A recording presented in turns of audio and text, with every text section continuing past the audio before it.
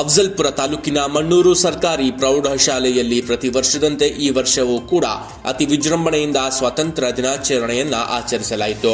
80ನೇ ಸ್ವಾತಂತ್ರ್ಯ ದಿನದ ಅಂಗವಾಗಿ ನೃತ್ಯ, ನಾಟಕ, ಲೇಜಿಮ್ ಸೇರಿದಂತೆ ಶಾಲಾ ಮಕ್ಕಳಿಂದ ಹಲವು ವೈವಿಧ್ಯಮಯ ಕಾರ್ಯಕ್ರಮಗಳನ್ನು ಅತಿ ಸುಂದರವಾಗಿ ಮೂಡಿಬಂದವು. ಈ ಸಂದರ್ಭದಲ್ಲಿ ಶಾಲಾ ಮಕ್ಕಳು, ಶಾಲೆಯ ಶಿಕ್ಷಕರ ವೃಂದ ಮತ್ತು ಮಣ್ಣೂರಿನ ಹಿರಿಯರು ಮತ್ತು ನಾಗರಿಕರು ಭಾಗವಹಿಸಿದ್ರು.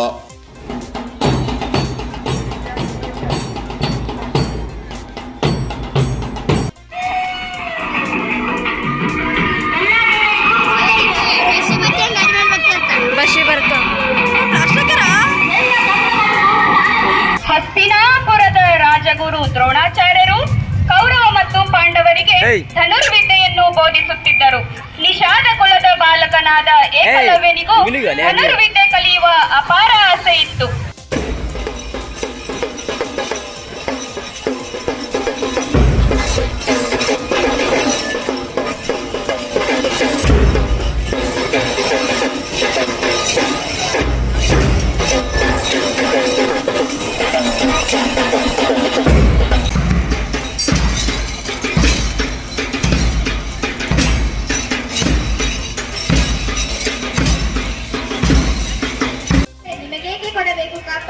ಕಾಪು ತಿನ್ನಲು ಬಿಟ್ಟ ತಪ್ಪಿಗೆ ಕೂಲಿ ಬೇರೆ ಕೊಡಬೇಕೇನು? ಮೋಡ ಮಳೆ ಸುರಿಸುತ್ತದೆ, ಭೂಮಿ ಬೆಳೆ ಬೆಳೆಯುತ್ತದೆ, ನಿಮಗೇಕೆ ಕೊಡಬೇಕು ಕಪ್ಪ?